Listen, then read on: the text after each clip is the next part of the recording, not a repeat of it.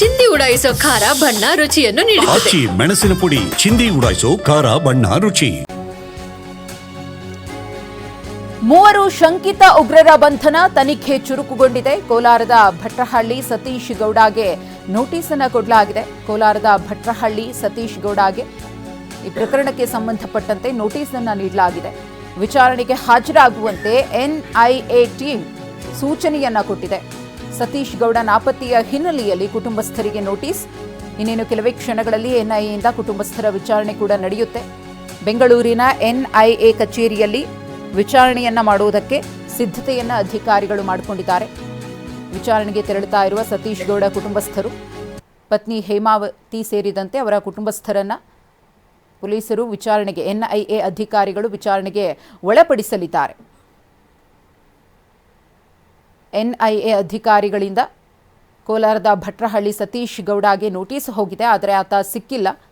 ಹಾಗಾಗಿ ಆತನ ಕುಟುಂಬಸ್ಥರನ್ನ ವಿಚಾರಣೆಗೆ ಒಳಪಡಿಸುವುದಕ್ಕೆ ಎನ್ಐಎ ಅಧಿಕಾರಿಗಳು ಮುಂದಾಗಿದ್ದಾರೆ. ಶಂಕಿತ ಉಗ್ರರಿಗೆ ಸತೀಶ್ ಗೌಡ ಯಾವ ರೀತಿಯಾಗಿ ಸಹಾಯ ಮಾಡುತ್ತಿದ್ದ ಅನ್ನೋ ವಿಚಾರ ಬಯಲಾಗಿದೆ. ಶಂಕಿತ ಉಗ್ರರಿಗೆ ಸಿಮ್ ಕಾರ್ಡ್ ನೀಡಿರುವಂತಹ ಆರೋಪ ಇದೆ. ಮೊಬೈಲ್ ಅಂಗಡಿಯಲ್ಲಿ ಕೆಲಸ ಮಾಡ್ತಾ ಇದ್ದಂತಹ ಸತೀಶ್ ಗೌಡ ವೈಟ್ ಫೀಲ್ಡ್ ಬಳಿಯ ಮೊಬೈಲ್ ಅಂಗಡಿಯಲ್ಲಿ ಆತ ಕೆಲಸವನ್ನ ಮಾಡ್ತಾ ಇದ್ದ.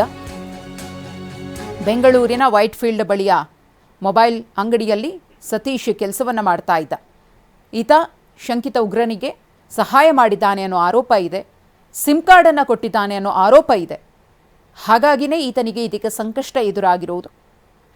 ಶಂಕಿತ ಉಗ್ರನ ಜೊತೆಗೆ ಈತನಿಗೆ ಲಿಂಕ್ ಹೇಗೆ ಬೆಳೀತು, ಅದು ಎಷ್ಟರ ಮಟ್ಟಿಗೆ ಆಳವಾಗಿ ಹೋಗಿದೆ, ಯಾವ ರೀತಿಯಾಗಿ ಸಹಾಯವನ್ನು ಮಾಡ್ತಾ ಇದ್ದ, ಎಷ್ಟು ವರ್ಷಗಳಿಂದ ಆ ಶಂಕಿತ ಉಗ್ರ ಈತನಿಗೆ ಪರಿಚಯ, ಈತ ಆ ಶಂಕಿತ ಉಗ್ರನ ಜೊತೆಗೆ ಸಂಪರ್ಕದಲ್ಲಿ ಇರೋದು ಅಥವಾ ಆತನ ವಿಚಾರವನ್ನು ಮನೆಯಲ್ಲಿ ಏನಾದರೂ ಹಂಚಿಕೊಂಡಿದ್ನ ಅನ್ನೋದ್ರ ಬಗ್ಗೆ ಇದೀಗ ಸತೀಶ್ ಕುಟುಂಬಸ್ಥರನ್ನೂ ಕೂಡ ವಿಚಾರಣೆಗೆ ಒಳಪಡಿಸಿ ಎನ್ಐಎ ಅಧಿಕಾರಿಗಳು ಮಾಹಿತಿಯನ್ನು ಹೊರಗಿಳಿಯೋದಕ್ಕೆ ಮುಂದಾಗಿದ್ದಾರೆ. ಆ ನಿಟ್ಟಿನಲ್ಲಿ ಸತೀಶ್ ಕುಟುಂಬಸ್ಥರು ಕೂಡ ವಿಚಾರಣೆಗೆ ಹಾಜರಾಗಬೇಕಿದೆ. ಅವರಿಗೂ ಕೂಡ ಸೂಚನೆಯನ್ನು ಕೊಟ್ಟಿದ್ದಾರೆ, ವಿಚಾರಣೆಗೆ ಬನ್ನಿ ಅಂತ ಹೇಳಿ.